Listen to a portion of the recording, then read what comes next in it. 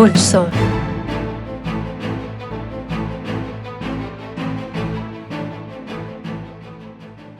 یہ ایک عام دن ہے، لیکن آپ کو محبت کے محاذ پر محتاط رہنے کی ضرورت ہے۔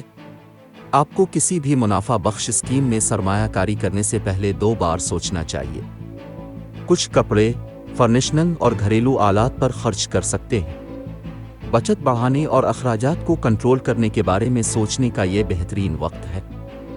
جنہوں نے نیا کاروبار شروع کیا ہے، وہ صحیح نقطہ نظر اور طریقہ استعمال کر کے عالمی ہدف کے سامعین تک پہنچنے کے قابل ہو سکتے ہیں۔ صحت کے محاذ پر کچھ بھی مشکل نہیں لگتا۔ آپ کی توانائی اور جوش گھر کے اہم کاموں کو مکمل کرنے میں آپ کی مدد کر سکتا ہے۔ مالی معاملات، مالیاتی محاذ پر یہ دن اچھا ہے۔ آپ کی مالی حالت اچھی ہے، لیکن آپ کو اسراف کی عادت کو سنبھالنے کی ضرورت ہے۔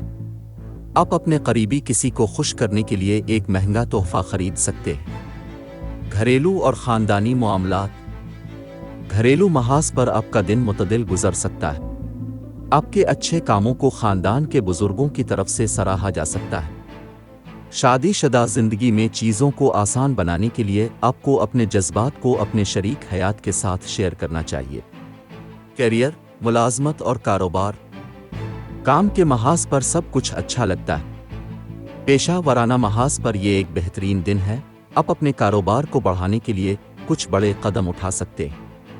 آپ کی تمام کوششوں کا جلد ہی صلہ مل سکتا ہے۔ صحت اور تندرستی، صحت کے محاذ پر یہ ایک عام دن ہے۔